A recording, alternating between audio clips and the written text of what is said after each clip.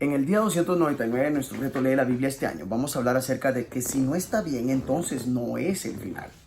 Hay una frase que se dice en la película El exótico del Marigold: todo se arreglará al final.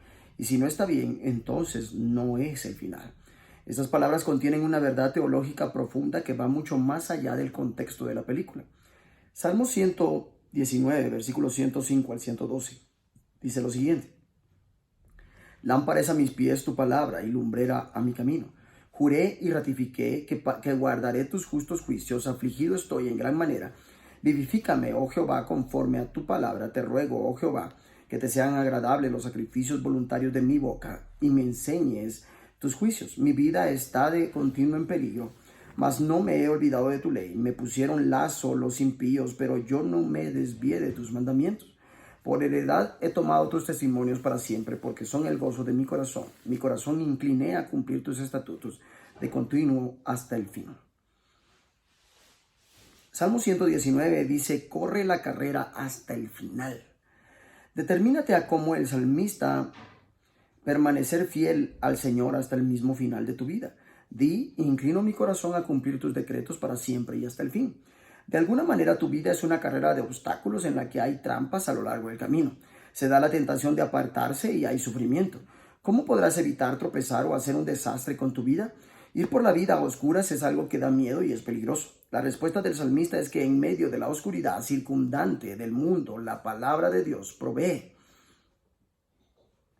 guía. La palabra de Dios arroja luz en la oscuridad. Tu palabra es una lámpara a mis pies, es una luz en mi sendero. Te permite ver los obstáculos en tu camino y así no tropezarte con ellos. Estudia la palabra de Dios con regularidad y Él te guiará de paso en paso. En la traducción de The Message: por tus palabras puedo ver a dónde voy. Arrojan un haz de luz en mi oscuro camino. Provee sustento. ¿Necesitas el sustento espiritual para seguir adelante? Las palabras de Dios son más dulces que la miel a mi boca. Provee sabiduría. Necesitas sabiduría cuando te tienes que enfrentar a las situaciones estresantes, así como a las decisiones, pero la palabra de Dios da entendimiento de tus preceptos. Provee ánimo. No es fácil y Él escribe: mi vida pende de un hilo. Necesitas ánimo para seguir adelante y la palabra de Dios es mi herencia permanente y el regocijo de mi corazón. Dios es fiel y te ayudará. El salmista escribe: acepta la ofrenda que brota de mis labios. Está determinado con la ayuda de Dios a seguir adelante para siempre y hasta el final. Señor, al mirar atrás hay tanto por lo que agradecerte y alabarte. Acepta la sentida honra de mi boca por tus palabras. Son el regocijo de mi corazón. Pongo mi corazón en disposición de guardarlos hasta el final. Vamos a empezar con el libro de Tito. Capítulo 1.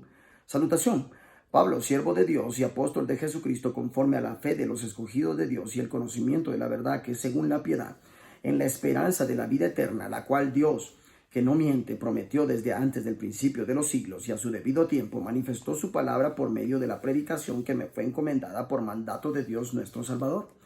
A Tito, verdadero hijo en la común fe, gracia, misericordia y paz de Dios Padre y el Señor Jesucristo nuestro Salvador. Requisitos de ancianos y obispos. Por esta causa te dejé en Creta, para que corrigiese lo deficiente y estableciese ancianos en cada ciudad. Así como yo te mandé, el que fuera irreprensible, marido de una sola mujer, y tenga hijos creyentes que no estén acusados de disolución ni de rebeldía.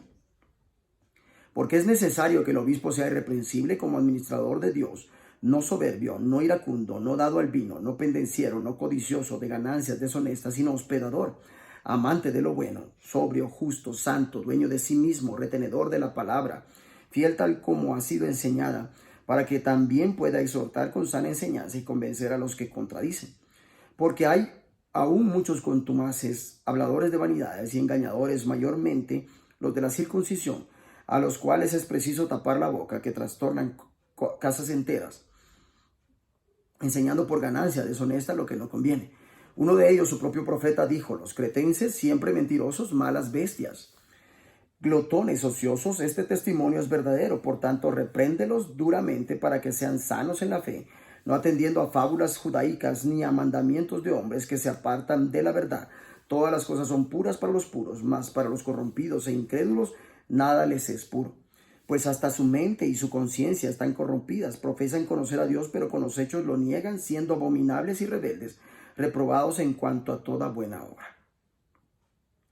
Tito en su capítulo 1 nos está diciendo: pasa el relevo a la siguiente generación. De alguna manera el liderazgo es como una carrera de relevos. La sucesión es clave. Pasa el relevo a la siguiente generación porque tu parte de la carrera no es el final. La vida del apóstol Pablo cambió cuando conoció a Jesús en el camino de Damasco. En aquel momento se dio cuenta de que Dios había resucitado a Jesús de entre los muertos y por lo tanto la muerte, el final de esta vida, no es el final. Se ve a sí mismo como un agente de Cristo para promover la fe. Jesús te ha enviado a proclamar el mensaje, a difundir la palabra exacta de Dios y cómo responder a ella. Un día Jesús regresará y eso será el fin del mundo como lo conocemos, pero ni siquiera eso será el final. El objetivo de Pablo es suscitar esperanza apuntando hacia el camino para la vida sin fin. Esta sorprendente buena noticia es el mensaje que inspiró y condujo el ministerio de Pablo. Este es el fundamento de tu fe. Esta es la verdad. Puedes tener la confianza total en tu futuro por esta esperanza de vida eterna. Es una esperanza que fue prometida por Dios desde el principio de los tiempos, de la cual puedes estar seguro porque Dios no rompe sus promesas. Este es el mensaje que a Pablo se le ha confiado por orden de Dios, nuestro Salvador. Al final tienes la esperanza segura de la vida eterna. Mientras tanto, tu tarea está por hacer. Pablo da instrucciones a Tito, a quien como a Timoteo parece que el apóstol lo llevó a Cristo. Pablo está llegando al final de su parte de la carrera. Está pasando el relevo a Tito para que pusiera en orden lo que quedaba por hacer. A la vez está urgiendo a Tito a pasar el testigo a otros, eligiendo líderes en cada ciudad. La clave para la sucesión es encontrar los líderes adecuados. Pablo da una lista similar de calificaciones a la que ya vimos que se dio en Timoteo. Él pone en contraste estos líderes piadosos y de gran calibre con aquellos que profesan conocer a Dios, pero con sus acciones lo niegan. Estas personas, bajo la apariencia de ser líderes religiosos, arruinan casas enteras. Lo hacen buscando su ganancia deshonesta y no están convencidos de su pecado. No entienden que lo que hacen es malo. La tarea de un buen líder de iglesia no es solamente exhortar a otros con la sana doctrina, sino también refutar a los que se opongan. Esto no debería ser excusa para criticar y juzgar a otros cristianos o iglesias que sean ligeramente diferentes de nosotros. Más bien, los versículos 10 al 16 nos muestran diferentes tipos de comportamientos que los líderes de iglesias están llamados a refutar. Por ejemplo, aquellos que están arruinando familias enteras al enseñar lo que no se debe y lo hacen para obtener ganancias malavidas. El propósito último de este liderazgo tan fuerte es proteger al pueblo de Dios de ser desviado de su curso. La visión de Pablo de la vida eterna tendría que estar aquí en nuestra mente, pues nos muestra por qué es tan importante permanecer santos en la fe. La esperanza de la vida eterna es nuestra meta, mensaje y motivación. Señor, gracias porque esta vida no es el final como resultado de todo lo que Jesús ha hecho por nosotros en la cruz. Y por medio de la resurrección, ayúdame a liderar bien y a pasar el relevo a los buenos líderes para el futuro. Veamos lo que dice Jeremías 52.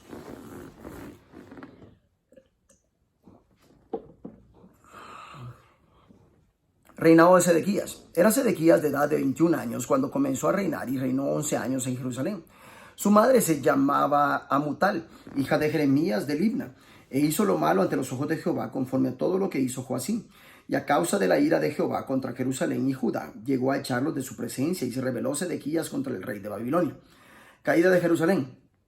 Aconteció por tanto a los 9 años de su reinado, en el mes 10º, a los 10 días del mes, que vino Nabucodonosor, rey de Babilonia, él y todo su ejército, contra Jerusalén, y acamparon contra ella, y de todas partes edificaron contra ella baluartes. Y estuvo sitiada la ciudad hasta el 11º año del rey Sedequías, en el mes 4º. A los 9 días del mes prevaleció el hambre en la ciudad hasta no haber pan para el pueblo, y fue abierta una brecha en el muro de la ciudad. Y todos los hombres de guerra huyeron y salieron de la ciudad de noche por el camino de la puerta entre los 2 muros que había cerca del jardín del rey, y se fueron por el camino del Arabá, estando aún los caldeos junto a la ciudad alrededor, y el ejército de los caldeos siguió al rey, y alcanzaron a Sedequías en los llanos de Jericó, y lo abandonó todo su ejército.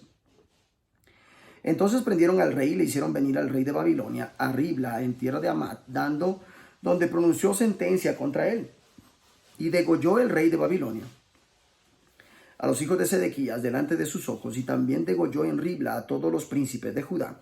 No obstante, el rey de Babilonia solo le sacó los ojos a Sedequías y le ató con grillos y lo hizo llevar a Babilonia. y lo puso en la cárcel hasta el día en que murió.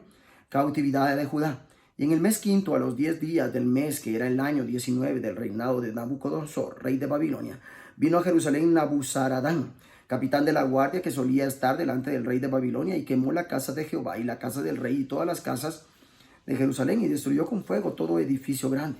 Y todo el ejército de los caldeos que venía con el capitán de la guardia destruyó todos los muros en derredor de Jerusalén. E hizo transportar Nabuzaradán, capitán de la guardia, a los pobres del pueblo y a toda la otra gente del pueblo que había quedado en la ciudad, a los desertores que se habían pasado al rey de Babilonia y a todo el resto de la multitud del pueblo. Mas de los pobres del país dejó Nabuzaradán, capitán de la guardia, para viñadores y labradores. Y los caldeos quebraron las columnas de bronce que estaban en la casa de Jehová, y las basas y el mar de bronce que estaba en la casa de Jehová.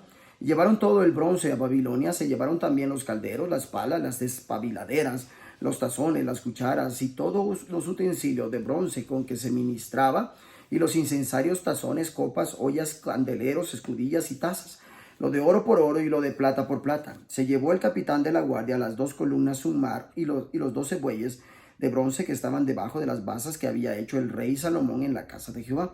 El peso del bronce de todo esto era incalculable. En cuanto a las columnas, la altura de cada columna era de 18 codos y un cordón de 12 codos la rodeaba, y su espesor era de 4 dedos y eran huecas. Y el capitel de bronce que había sobre ella era de una altura de 5 codos, con una red y granadas alrededor del capitel, todo de bronce, y lo mismo era lo de la segunda columna con sus granadas. Había 96 granadas en cada hilera, todas ellas eran 100 sobre las red alrededor. Tomó también el capitán de la guardia a Seraías, el principal sacerdote, y Sofonías, el segundo sacerdote, y 3 guardas del atrio, y de la ciudad tomó a un oficial que era capitán de los hombres de guerra, a 7 hombres de los consejeros íntimos del rey que estaban en la ciudad, y al principal secretario de la milicia que pasaba revista al pueblo de la tierra para la guerra, y 60 hombres del pueblo que se hallaron dentro de la ciudad. Los tomó pues Nabuzaradán, capitán de la guardia, y los llevó al rey de Babilonia en Ribla. Y el rey de Babilonia los hirió y los mató en Ribla, en tierra de Amad. Así Judá fue transportada en su tierra. Este es el pueblo que Nabucodonosor llevó cautivo en el año 7 a 3023 hombres de Judá. En el año 18 de Nabucodonosor, él llevó cautivas de Jerusalén a 832 personas. El año 23 de Nabucodonosor, Nabuzaradán, capitán de la guardia, llevó cautivas a 745 personas de los hombres de Judá. Todas las personas en total fueron 4600. Joaquín es libertado y recibe honores en Babilonia. Y sucedió que en el año 37 del cautiverio de Joaquín, rey de Judá, en el mes 12º, a los 25 días del mes, Evil-Merodach, rey de Babilonia, en el año 1 de su reinado, alzó la cabeza de Joaquín, rey de Judá, y lo sacó de la cárcel. Y habló con él amigablemente e hizo poner sus tronos sobre los tronos de los reyes que estaban con él en Babilonia. Le hizo mudar también los vestidos de prisionero, y comía pan en la mesa del rey siempre todos los días de su vida. Y continuamente se le daba una ración de parte del rey de Babilonia cada día durante todos los días de su vida, hasta el día de su muerte. Jeremías 52 nos está exhortando a nunca perder la esperanza. A veces las circunstancias de nuestra vida pueden parecer muy desalentadoras, todo lo que has hecho mal, la oscuridad que cae sobre ti, y aún así, Dios nunca nos deja sin un rayo de esperanza. Jeremías tuvo la poca envidiable tarea de proclamar el juicio. Su nombre ha pasado al diccionario de la RAE con este significado: persona que continuamente se está lamentando. Y aún así, hasta el libro de Jeremías acaba con un rayo de esperanza. Las palabras de Jeremías se cumplieron con la caída de Jerusalén. Aquella fue una de las épocas más terribles para el pueblo de Dios. Su rey Sedequías había sido capturado, le habían sacado los ojos y lo habían apresado. Antes de cegarlo, ante sus propios ojos hizo degollar a sus hijos para llevarlo a Babilonia, donde permaneció preso hasta el día en que murió. El templo fue destruido a fuego, igual que el palacio real y todos los edificios importantes. Mucha de la gente del pueblo se fue al exilio. Entonces, en el 562 a.C., el año 37 del exilio de Joaquín, rey de Judá, surgió un nuevo rey en Babilonia, el cual soltó a Joaquín y liberó de la prisión. El rey lo trató amablemente y le dio una posición más alta que la de los otros reyes que estaban con él en Babilonia. Joaquín dejó su ropa de prisionero y por el resto de su vida comió a la mesa del rey. Además, durante toda su vida y hasta el día de su muerte, Joaquín gozó de una pensión diaria que le proveía el rey de Babilonia. Ese es el ligero rayo de esperanza con el que termina Jeremías. No todo está acabado para el pueblo de Dios. Esta restauración había sido profetizada por Jeremías en el capítulo 24, junto con la profecía de que los exiliados regresarían a la tierra un día. Con este primer signo de restauración, el libro llega al final con una nota de esperanza. Esto es un anticipo del retorno del exilio, el cual se daría en el 537 a.C. En sí mismo, aquello era solo una prefiguración de la restauración y la renovación que llegaría mediante el reino de Dios con la llegada de Jesús y el derramamiento del Espíritu Santo. Incluso en Jeremías, el final, la caída de Jerusalén y el exilio no fue el fin. El pueblo de Dios sobrevivió y retornaría a la tierra para reconstruir el templo y restaurar la ciudad, pero es también una imagen de algo mucho más grande. Jesús proclamó el final del exilio. En él tenemos un nuevo templo y una nueva Jerusalén. Dios resucitó a Jesús de entre los muertos. Ahora tienes una nueva esperanza que va más allá de la tumba. Padre, gracias por la esperanza del regreso de Jesús y la vida eterna. Gracias por la esperanza de una nueva tierra y unos cielos nuevos. Gracias porque el final no es el fin. Que Dios te bendiga.